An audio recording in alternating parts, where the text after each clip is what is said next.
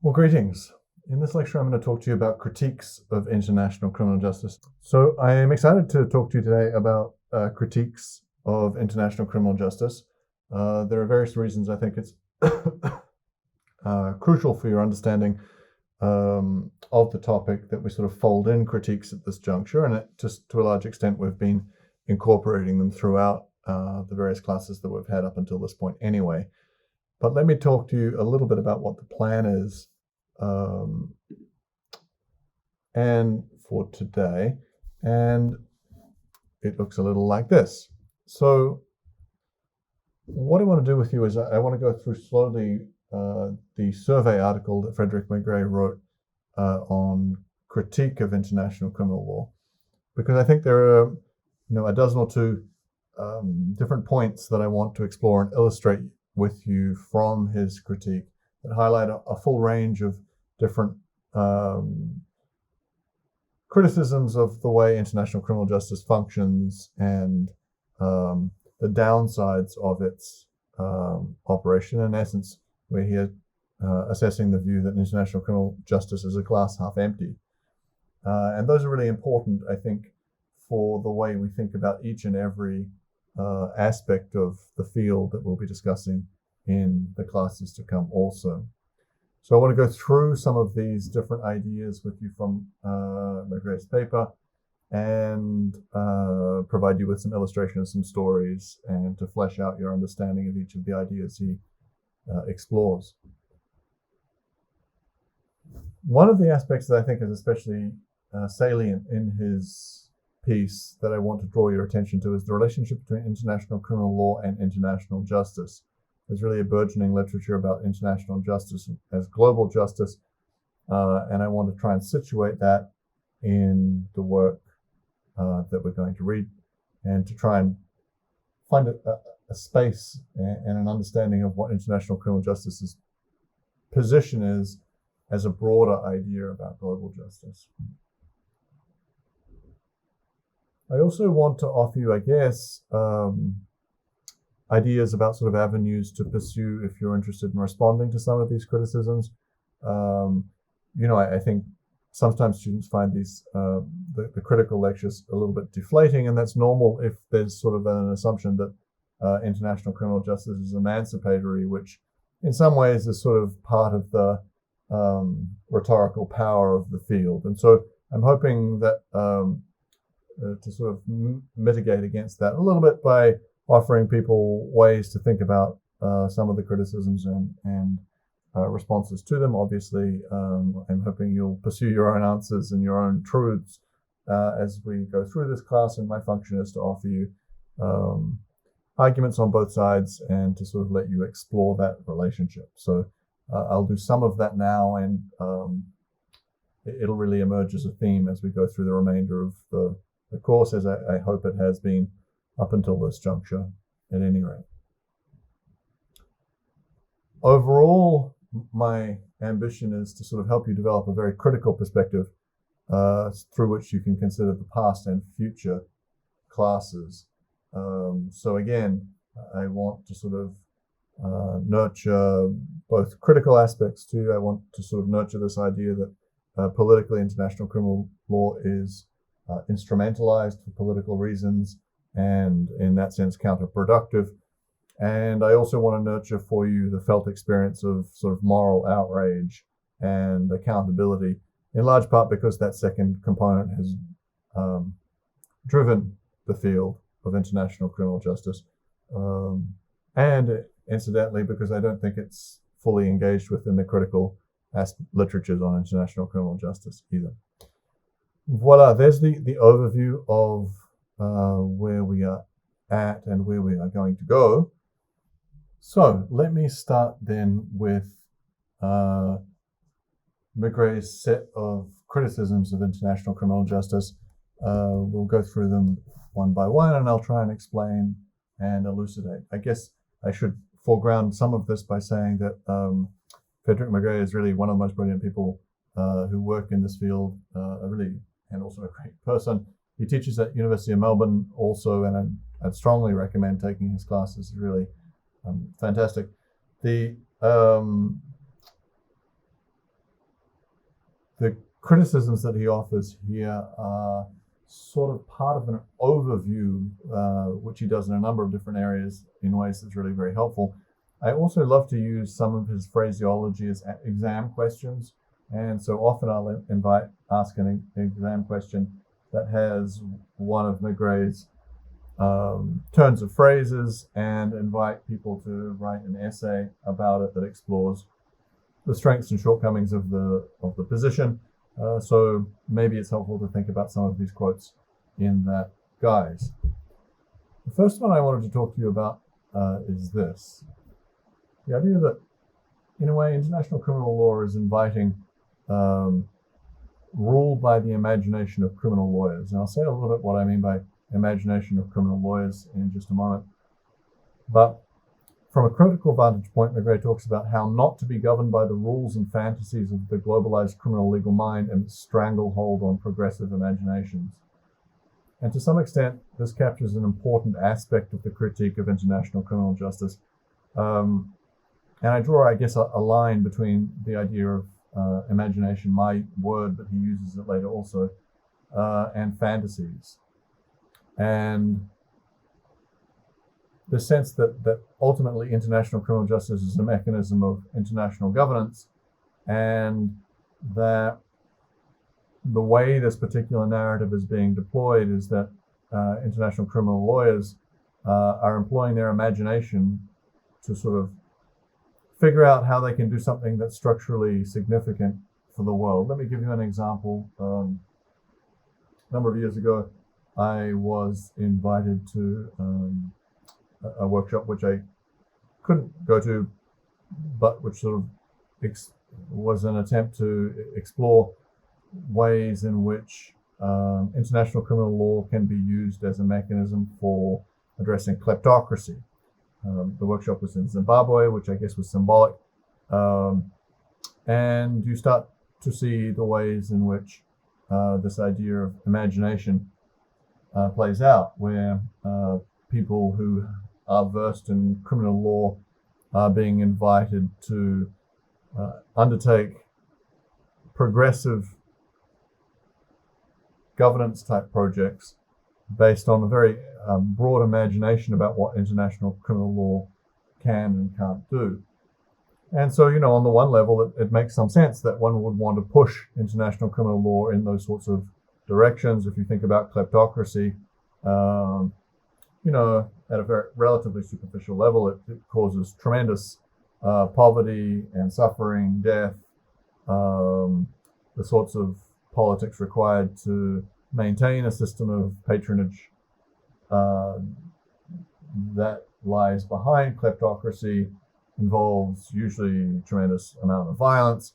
And so if one's concerned about the ways in which some of the richest countries in the world in terms of latent mineral wealth are also the poorest in terms of all measures of social development, you might want to think about using international criminal justice in that vein. There would be a broader critique that sort of focuses on leadership within third world countries, when really the primary determinants of the dynamics we just described are Western and external, which I think is a meritorious critique.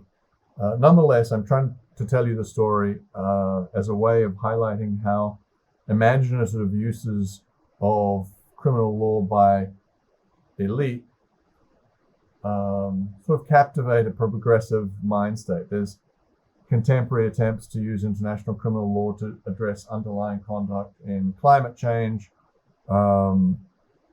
We could go on, land grabbing, we could go on and on and on.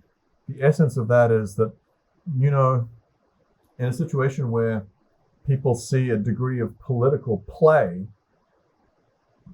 and by play I mean sort of leverage in a given domain, they'll start to try and funnel whatever political grievance they have into the domain that has power, that has some point of leverage, that moves us beyond just saying, well, actually, I think kleptocracy is a pretty bad thing, and you know, someone should do something about it.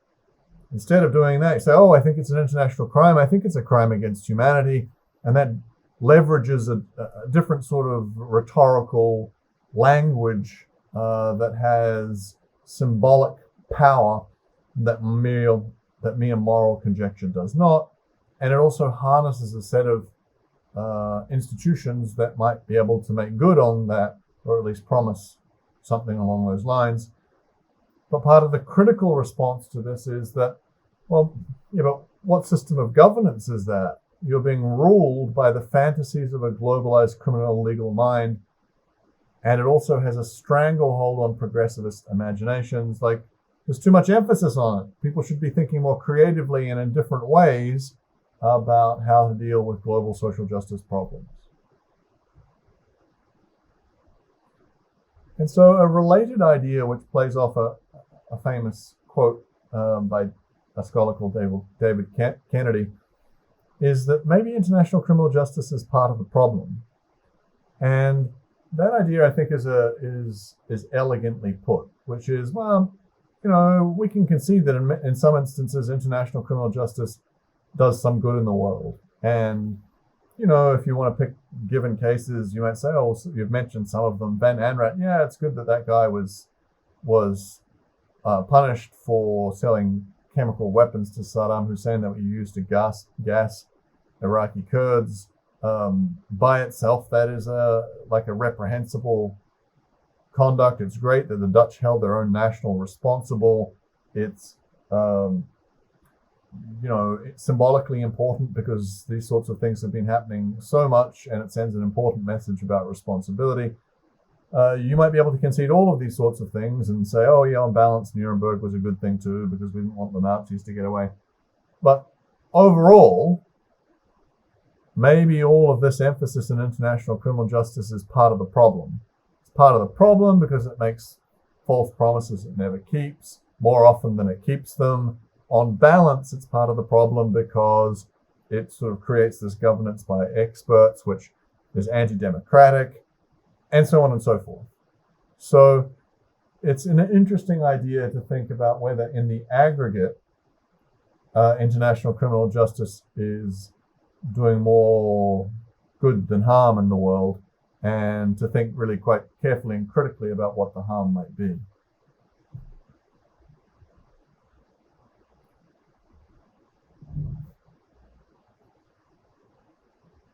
And so this quote is about selectivity and the limits of rules. And by selectivity, I just mean who actually gets prosecuted for international crimes, which really is the recurrent problem we've seen throughout the history that we looked at.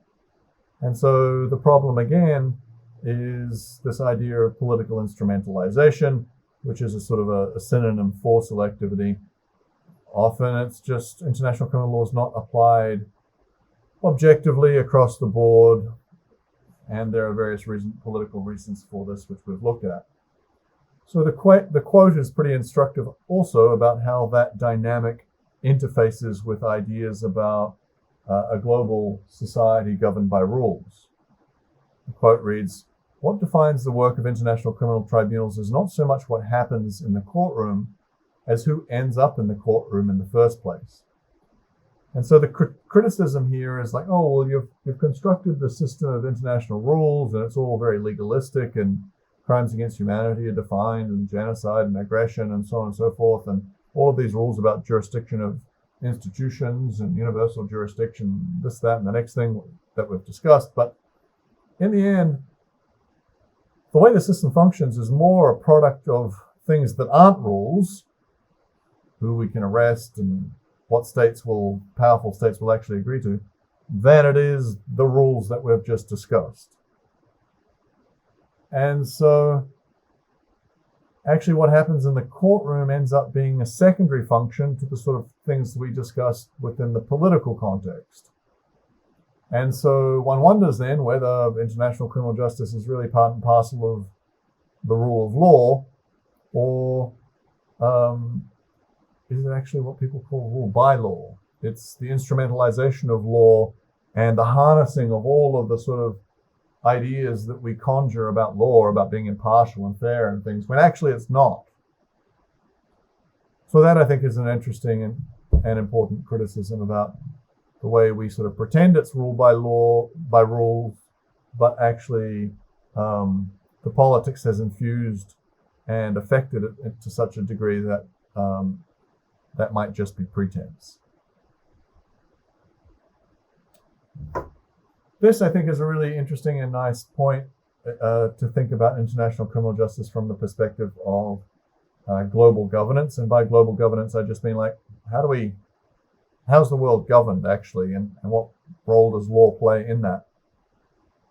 And so if you're a Martian and you parachuted down to Earth and, like, we're looking at about how the world is governed, or if you were given sort of carte blanche and told, well, go out and create a system of international criminal law, it'd be pretty weird to think that, well, obviously what we need to do is to get states' consent to participate in international criminal justice, a little bit like, well, which is the underlying premise of the International Criminal Court, which is, oh, well, states have to agree to international criminal law, either by signing on to treaties or through practice of customary international law, or, and that's relative to the offenses themselves, and then in terms of institutions, they have to agree to be party to the statute of the International Criminal Court. But what a strange world we live in, where you're asking the people who commit international crimes to consent to both the norms and the institutions that would govern them. I mean, it's like going to the mafia and saying, hey, listen, we're thinking about setting up a criminal court. Would you agree to these norms? And would you agree that like you'd be okay with being criminally prosecuted by these institutions? All right, cheers. That's helpful. Thanks so much. It's weird. It's a very strange thing. It's so strange, and Maigrey's words are nice about it. There are problems with invoking state to consent to ground an enterprise as moralizing as international criminal justice. So at one level, it's strange to ask them because to a large extent states are part of the problem. But then there's other problems whereby, power influences the way states consent to regimes like this at any rate. And, powerful institutions and states behind them have the ability to generate consent of third world parties in ways that's not freely given. If we know anything about colonialism, we know that. So even this idea of consent is a little bit odd for that reason too. It doesn't necessarily represent genuine consent or moral commitment. This next point is an interesting one that's sort of consistent with a lot of critical discourse about international law more broadly, including and especially someone called Mahdi Koskinimi, who perhaps many of you will know about. And the essence of this point is often what takes place in international law is that we really only agree to things when they're sufficiently abstract that they don't really contain the details of our disagreement between ourselves. And so in this instance, Maigrey says this nicely by pointing to the apparent unanimity on empty vessels like genocide, torture, or terrorism, and yet it's prone to break down rapidly under the pressure of concretization.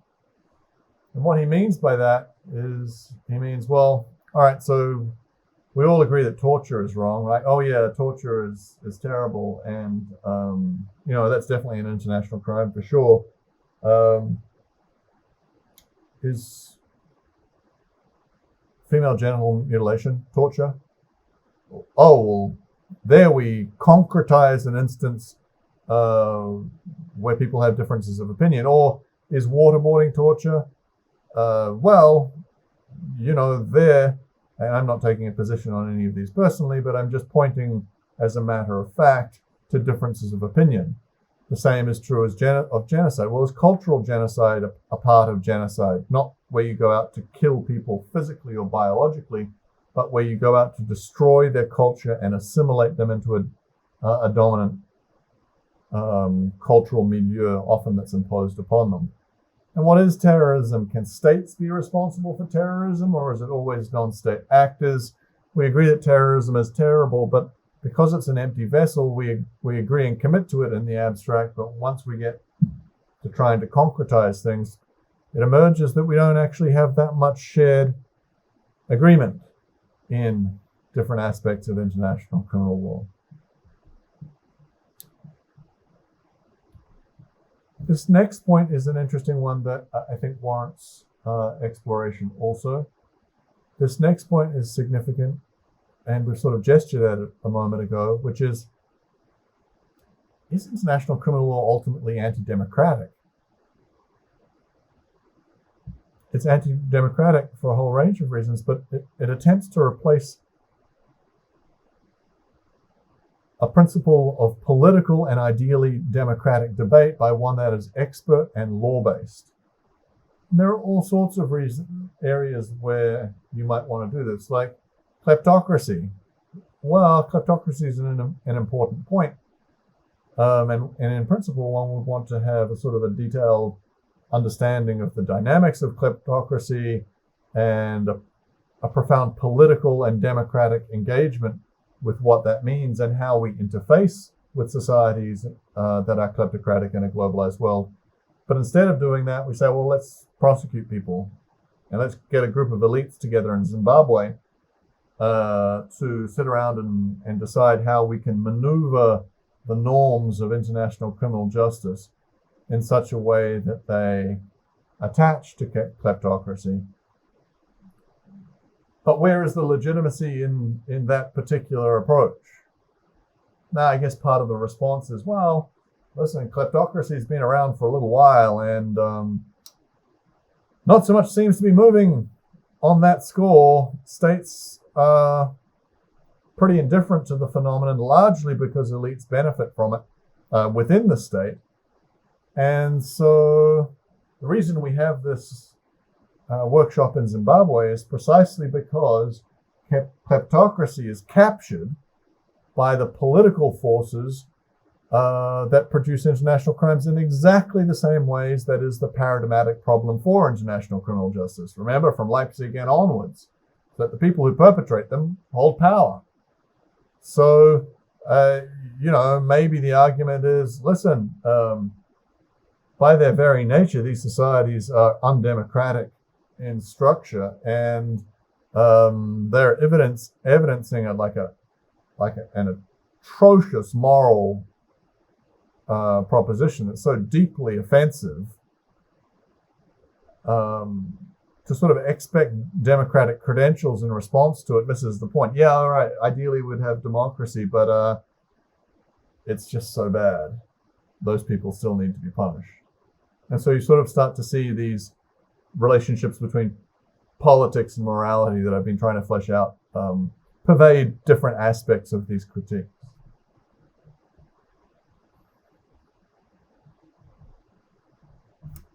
This again is another idea about the elitist nature of international criminal justice, elitism as a contrast to sort of democracy or some other more formal grounding of legitimacy for international criminal justice.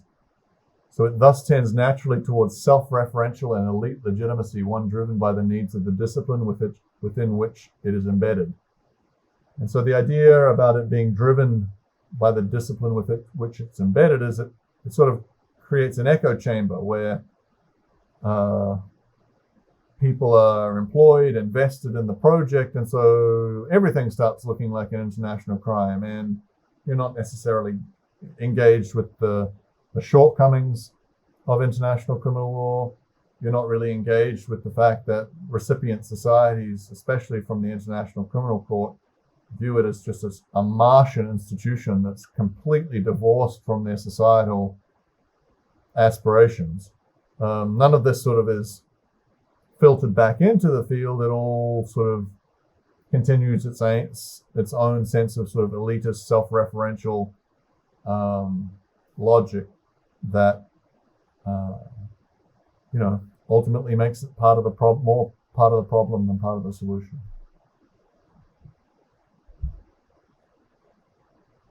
This, I think, is a nice and valuable criticism also, that international criminal justice is reductionist. it reduces complex political and moral questions to simplistic formulas. And in a way, kleptocracy is an elegant response to that. It's like, well, there's all sorts of complex causal factors that produce kleptocracy.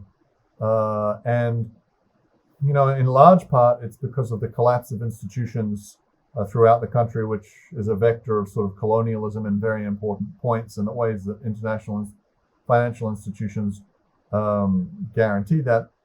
And in the face of the collapse of all infrastructure and institutions like that, the only way of guaranteeing political power is through maintaining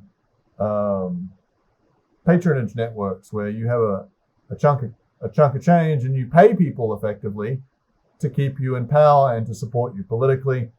And in order to do that over a longer period of time and produce stability in the face of collapsed infrastructure and institutions, you need a sizable chunk of change somewhere that guarantees your political power. Now, I'm not justifying kleptocracy, because there's also in this context leaders in different parts of the world who have a stable of 75 like Porsches and Ferraris and luxury yachts. So I'm not justifying that, but there is a logic which is politically and morally more complex than a reductionist vision of international criminal law may be capable of grappling with. Let me give you another example. Many years ago, I took a course that was taught by one of the prosecutors who was the lead prosecutor on Belgium universal jurisdiction cases in Rwanda. And it's a strange process of sort of starting in international criminal law with this intense moral indignance at like, you've killed hundreds of people, how awful, you're a terrible person, and I'm not. And then you go and work in the reality of international crimes, and you sort of start to realize that, that a lot of people were put in really very difficult moral situations where, there were threats to them and their family, and it's hard to gauge how real those threats were, but it's nonetheless a threat to your family in a hyper insecure environment. And people were sort of dragged along. And the question isn't so much who's capable of doing something this terrible. The question is who really takes major risks to resist doing things like this in society. And then by implication, am I one of them? And those sorts of questions are quite corrosive, especially if you're sort of desensitized by the realities of listening to people talk about spectacularly violent acts. And so also there's an interesting transition from sort of like going into working in the practice of this field, feeling all sort of like morally superior and indignant at other people's moral choices, and then emerging with some fairly substantial ethical dilemmas, and realizing that maybe international criminal justice glosses over some of those dynamics. There's various ways of talking about the very difficult decisions that take place in descents into totalitarianism and authoritarianism. And I think they're important to tell because they militate in favor of making stronger moral choices earlier on. And I think that's important now, given some of the trajectories that we see globally. But let me tell you one story from Nazi Germany where, I wish I remembered the name of the individual concerned, but there's really great research by someone called David Luban who talks about virtuous accomplices. And so virtuous accomplices are people who participated in atrocities, often doing really unspeakably terrible things. But they did that knowing that because they participated in those atrocities and not somebody else, that actually they made things very considerably better for victims than had they not done it themselves. And so one example is an individual who I'll look up after the lecture and I can discuss with you in person, but an individual who at very significant personal cost, ultimately he was killed for doing this, but lobbied extremely hard, a lawyer, lobbied extremely hard within the Nazi Party to have the definition of Jew that was going to be legislated as a basis for confiscation of property and ultimately deportation to death camps. The concept of Jew defined in such a way that it was a far stronger, purer conception of hereditary lineage. So the idea would be, like, if you're only half Jewish blood, you don't fit within the definition of the legislation I'm drafting. It's only people of pure Jewish blood from both parents that would qualify. And so someone who had a grandparent who is Jewish, that doesn't fall within the legislation. So this individual lobbied so hard and ultimately was killed for this, but succeeded in initially in restricting the definition of Jew to someone of pure Jewish origins on both sides of the family, but then personally wrote the legislation that passed into law that made for the confiscation of their property and deportation into death camps. So what a complex moral universe. I mean, terrible. And yet the person made decisions that were pro-life and humanity that ultimately cost him his life. So these situations are so complicated, and simplistic moral formulas about law sometimes don't really capture the intricacies of what it means to be involved in international crimes, and therefore international criminal law risks sometimes being seen as reductionist. Oh, what a wonderful segue into the idea that international criminal law is too individualistic. So international criminal law may occasionally let states and society off the hook by too easily and even delay a necessary realization of collective faults. And so this is so complicated, but let's stay with Nazi Germany. So one of the purposes of the Nuremberg trials and all the trials in Control Council 10, the zonal trials, was to denazify Germany. And so they had all of these trials of Nazis that you're familiar with. And one of the consequences of this was that it allowed average Germans to sort of hold themselves out as having unwittingly been deceived by the leadership. Oh, we had no idea about all of this, and we're as much victims as anyone else. We suffered tremendously during the war. After the Russians entered into Berlin at the end of the war, 90,000 German women checked themselves in to hospital for having been raped. So it's also complicated.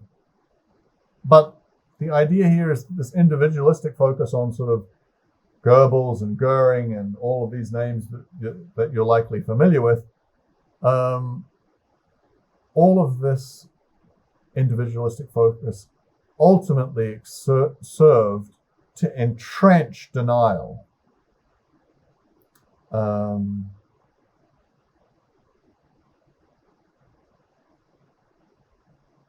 And yet there's a case I want to tell you about. I promised I'd offer you different ways and some initial ideas about ways out of the critic. So the criticism here is that this individualistic focus ultimately made things worse by allowing society to excuse itself for what had been actually widespread knowledge and participation in the German society.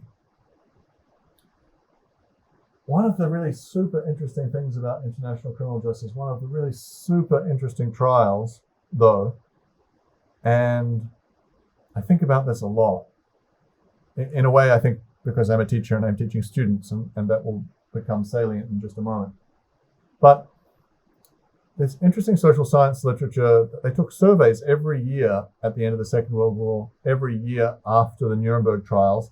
And seems like at least in the short term, for say, a decade or more after the Nuremberg trials, absolutely no effect on German attitudes towards the war.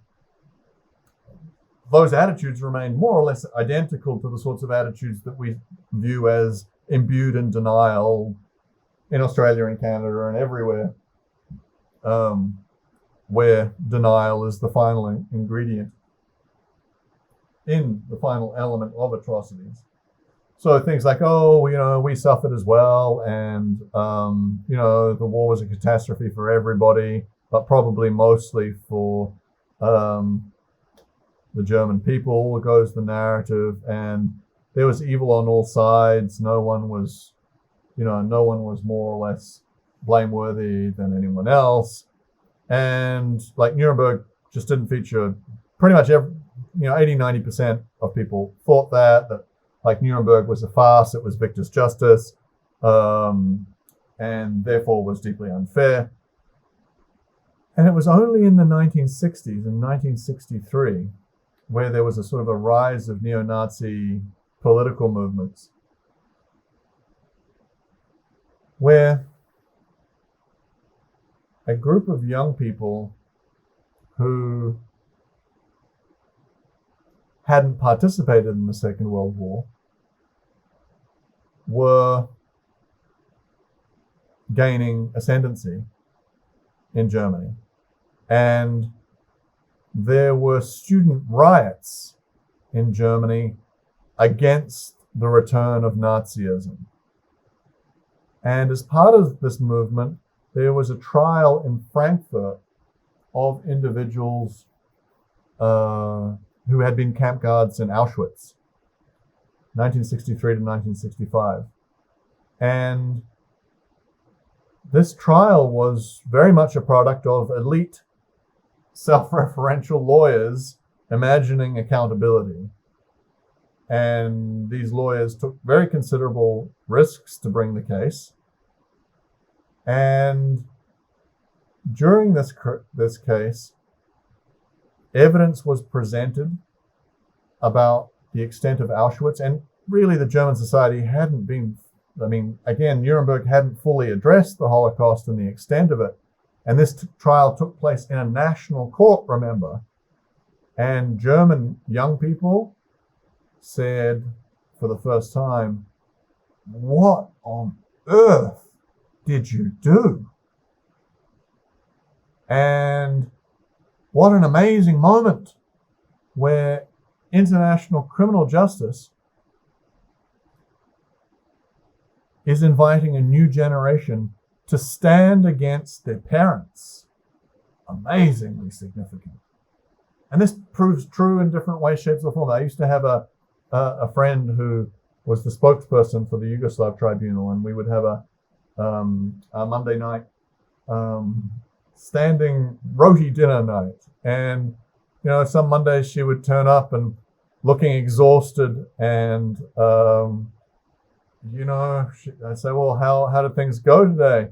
You were in Belgrade last week, and like how was that process?" And she said, "It's like selling Nuremberg to the Nazis. People don't want to know, right? The commitment is to trying to appeal to a next generation that aren't personally involved, and the invitation is to ask children to stand against the moral and ideological commitments of their parents in the name of principle." And this is what the Auschwitz trial did. This is what it did. It was instrumental in producing by far the most contrite society in history. There are monuments, I'll show you some videos later, there are monuments in Germany to shame. What other societies have monuments to their shame, to their historical shame? Unbelievable. And criminal trials played a role in generating that. So we'll come back to this, but part of the criticism is that international criminal law is too individualistic and prevents societies from confronting their full complicity in atrocities. This is sort of elegant, this quote on political incoherence, and in a way it would make for a wonderful exam question. ICL is forever caught between the cosmopolitanism that the existence of its constitutive offences posits and the reality of the international legal system within which it operates. So in this instance, cosmopolitanism means, despite the fact that we all live in states and that the international legal system is made up of states and gives primacy to states, we all have similar basic, we're all human, and we all share a set of values that are transcendental of our states and of our culture. And, cosmopolitanism is not all of us is necessarily bound up in a single unified world, but essentially we're all human beings and that matters politically, and we have shared values and interests that aren't bound up in culture and statehood and nationality and all of these sorts of things. And international criminal law is essentially a cosmopolitan project, or at least promises that it's a cosmopolitan project. It's talking about these norms which purport to be universal, which govern all peoples everywhere, that apply in all contexts. It's a global project. And yet, what we're trying to do with this global project is insert a concept of criminal law into an international system where states are the constitutive elements of the system. And although formally equal, there is a spectacular disparity in power between states. And perhaps most importantly, there is no overarching system of world government other than the United Nations, which is a very weak constitutional basis, which is mostly focused on maintaining peace and security, a very thin idea of global justice, not some big programmatic agenda with sort of a world police force and anything of that sort. So, in a way, international criminal justice is promising is dependent on a world order we don't have, and therefore is politically incoherent, goes the argument.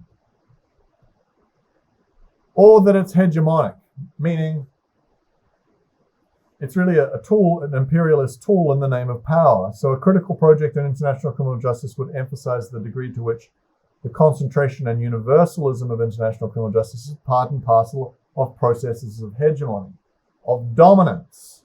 It is a tool of the dominant. It is no coincidence that when the United States emerged as the victor of the Cold War, that it would unveil a new wave of international criminal justice and couch it in a rhetoric and imagery of humanity, universalism, and so on and so forth. Actually, what's happening sub rosa is the dominance of a hegemonic agenda for global order. This is also a lovely quote. How beautiful. International criminal tribunals confronted with the choice of glorious irrelevance or corrupted relevance have rather emphatically chosen the latter. How beautiful. What a great exam question. So, I guess what we should do is just say more about what we mean by glorious irrelevance or corrupted relevance. Well, glorious irrelevance would be, listen, I couldn't care less about power dynamic.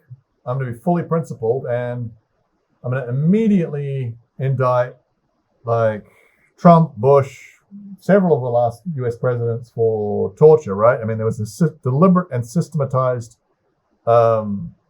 practice of US torture that was extrapolated from initially Guantanamo. There were lawyers who drafted the memos. It was implemented in Guantanamo.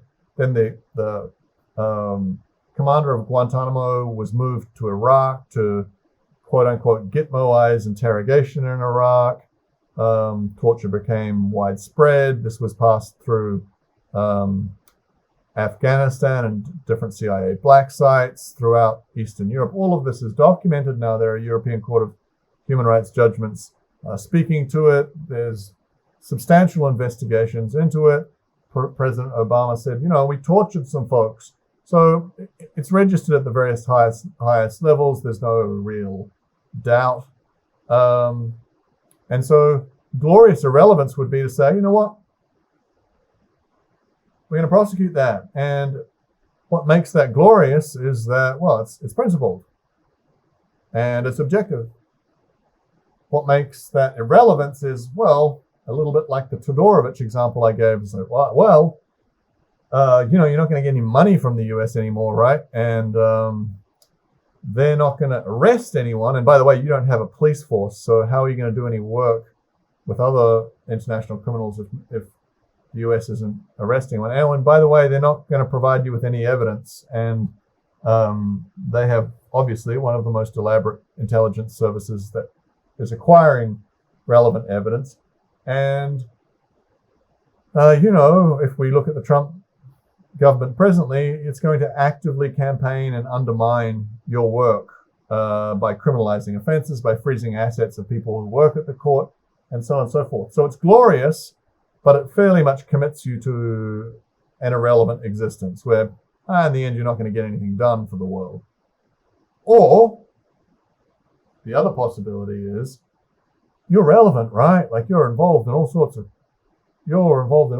conflicts, and you get to go and do important work in Syria, and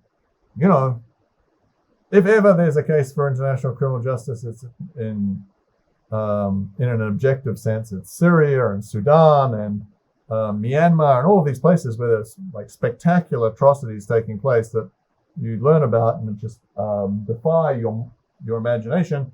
And so you get to go into those places and dispense international criminal justice, but in a way it's corrupted because the price you've paid for that is an abandonment of your objectivity.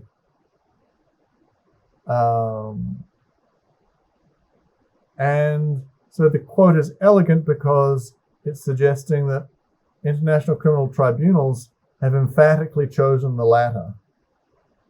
In other words, they're not much pushing up against power. Their counter-hegemonic credentials are poor. Let me say it a different way in an historical lens. It's still victor's justice. International criminal law has always been the handmaiden of power in different ways, shapes, and forms, sure, but it has always been complicit with power. It isn't able to deliver on its promise of objectivity. And that's an important criticism. And already I hope that you're thinking of different counterexamples, like the Auschwitz trial, like Van Anrat, like transitional justice paradigms where, in Argentina after Pinochet is dropping 20,000 bodies, where through a democratic process, precisely because this cannot be tolerated again, there is a long process of holding individuals accountable. But nonetheless, the criticism is important. One wonders sometimes with these criticisms whether they have the full array of international criminal justice in mind that we explored within our context of definitions, because a lot of the criticism that I perceive seems very much directed at the International Criminal Court. And if it is just directed at that, I think that would be clearer. But as we've seen, there's quite an array of different institutions that are at play. And it's really quite important to retain a nuanced view of the divergence and diversity of what might constitute international criminal law as part of these criticisms. So I have various arguments about the ways in which international criminal law is neo-colonial. And so many of these are manifest in different sorts of ways, but the International Criminal Court, most obviously, has been in existence almost 2 decades and has only prosecuted Africans and Arabs. And, that's a spectacular failure on its face. And so it leads like presidents of African countries to say, well, to openly say the ICC is a neo-colonial institution bent on controlling Africa. And there's various ways in which that is substantiated. For instance, some of my work looks at the pillage of natural resources on the supposition that pillage of natural resources is a primary means of conflict financing since the end of the Cold War. Since the end of the Cold War, illegal exploitation of natural resources from diamonds to gold to coltan and so on and so forth have substituted for superpower sponsorship as a predominant means of conflict financing. And all of this has taken place at the great benefit of Western businesses who are buying these natural resources in ways that have a direct analogy to cases against Nazi companies after the Second World War that were prosecuted for pillaging natural resources.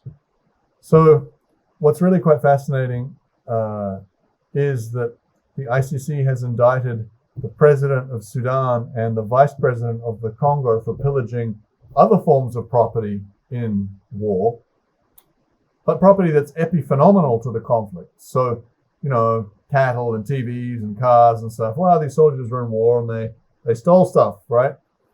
But the natural resource theft, that's the primary driver of conflict in both of those countries, escapes any degree of scrutiny, in part because it involves foreign actors that seem immune. So again, the idea is that, well, the corrupt relevance, to use Magret's language, is such that it's abandoned objectivity and isn't pushing hard enough against the sort of counter-hegemonic agendas that would make this more even-handed. And that's, and many other senses, international criminal law is neo-colonial.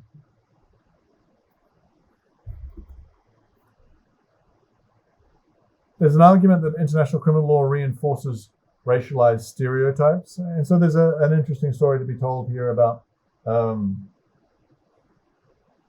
we'll pick up more and say more about it in the context of discussions about genocide, but genocide is an international crime that involves the intent to destroy in whole or in part a racial, ethnic, religious group. And the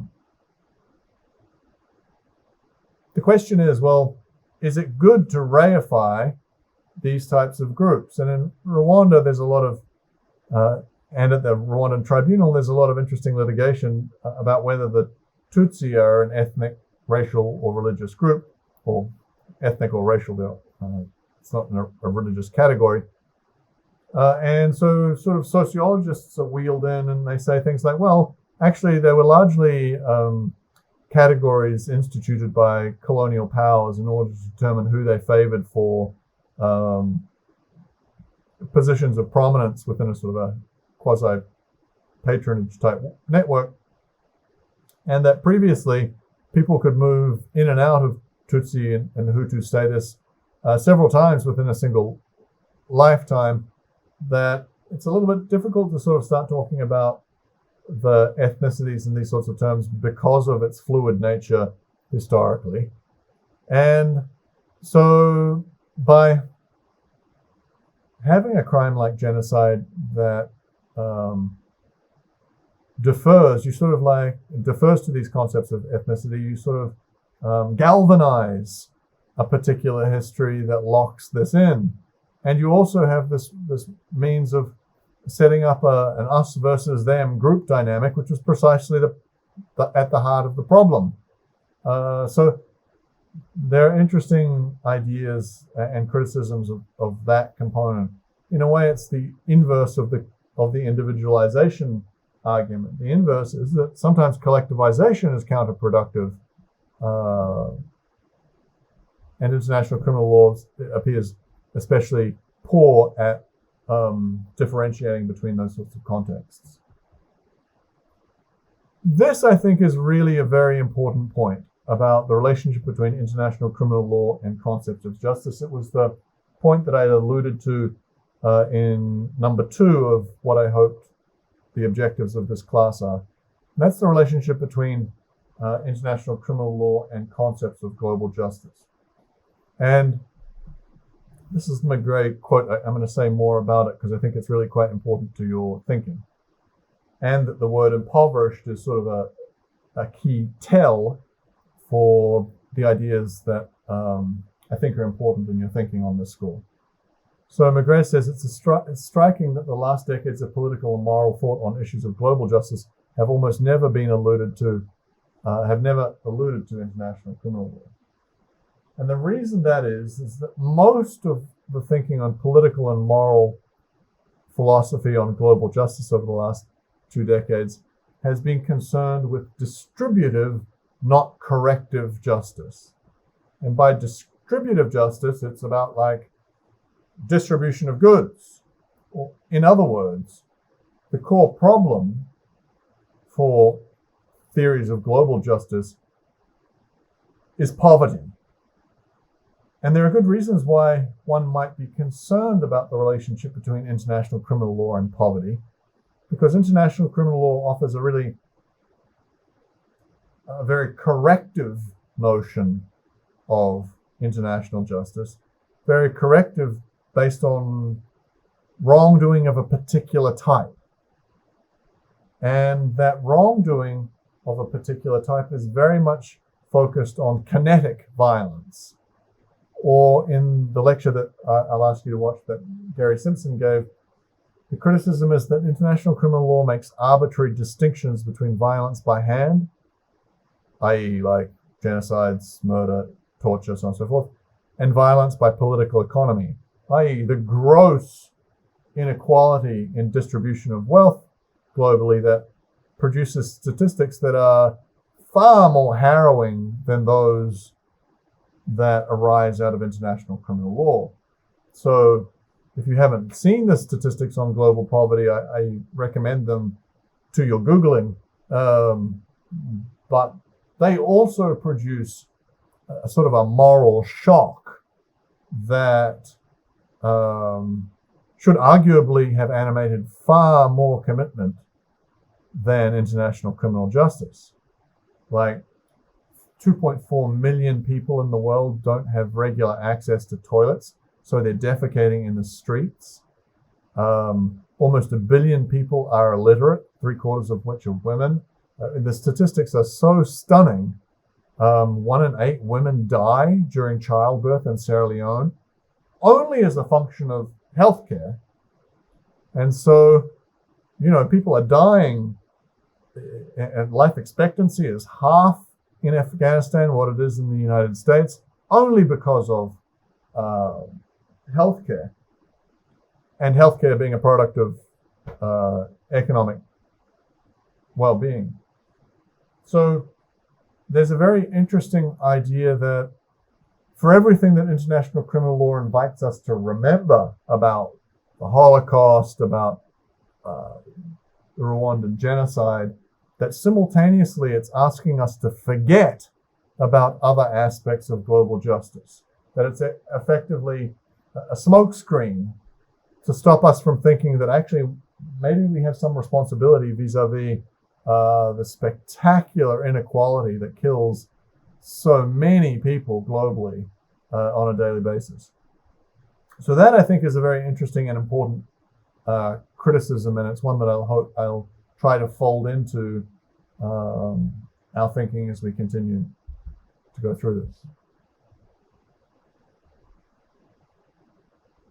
I have just a couple of more and a few minutes to finish here, but one of the ones that I wanted to mention is that international criminal law colonizes transitional justice. So I've gestured, I think, at transitional justice at different points, but the idea in transitional justice is that, once a particular power that has captured law enforcement and courts and prosecutors, such that there could be no accountability for things as like grotesque as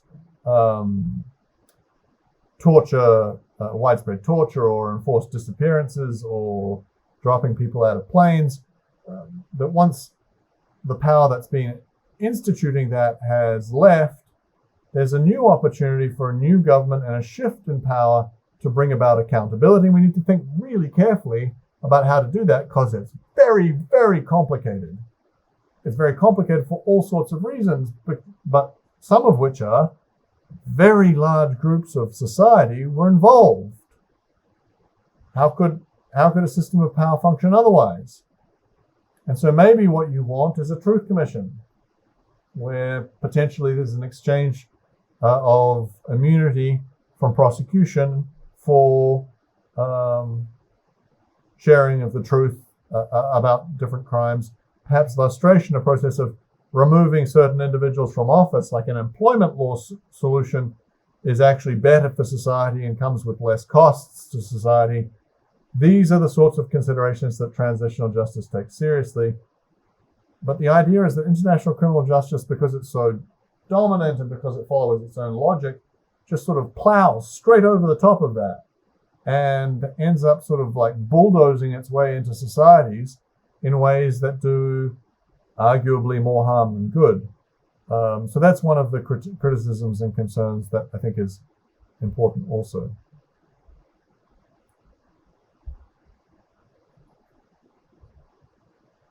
'17 is our second to last concern that I want to share with you, and it really is that it's too dominant. International criminal law crowds out too many other agendas. So in this day and age, it concentrates too much real and symbolic capital. So, the argument here is that the people who are sort of like justice oriented, who go to law school in order to nurture that sort of justice orientation, end up being captivated by international criminal law in ways that really they should be focused on global poverty, or they should be focused on racial injustice, or they should be focused on any other set of pressing social concerns, or climate change, or whatever it is. There are far more pressing, there may not be far more pressing concerns. That's a question for appreciation. But I suspect, especially with global poverty, is an obviously more compelling concern. But at any rate, international criminal justice doesn't deliver enough to justify this very substantial investment of real and symbolic capital in it over the past several decades. In other words, our energies are best spent elsewhere. So that, I think, is an important criticism. I guess part of the response is it's a little bit unclear whether it's a zero-sum game, whether international criminal law's dominance comes at the expense of a discourse on global poverty, whether it might not be possible to have both and to have all things, and for them to sort of not crowd one another out. My sense is that mostly for worse, not better, we live in a day and age where we really don't have the luxury of being single issue people concerned about social justice, that there are so many issues that are omnipresent and pressing that we will necessarily have to be multitasking for the duration now. So personally, I sometimes find that the criticism, the crowding out thesis, while historically true, I find it slightly unconvincing as an argument for for dismantling international criminal justice entirely. But again, that's an important criticism that's worthwhile. Overall, the McGray piece finishes with this idea that the ultimate goal is to upset international criminal justice balance, expose some of its contradictions, increase its anxiety, and situate it within a larger horizon of possibilities. And I think that's a nice space to finish. I look forward to discussions with you, and I encourage you to read or to watch Gary Simpson's lecture very closely, which is a sort of a continuation of this critical spirit. Thanks so much.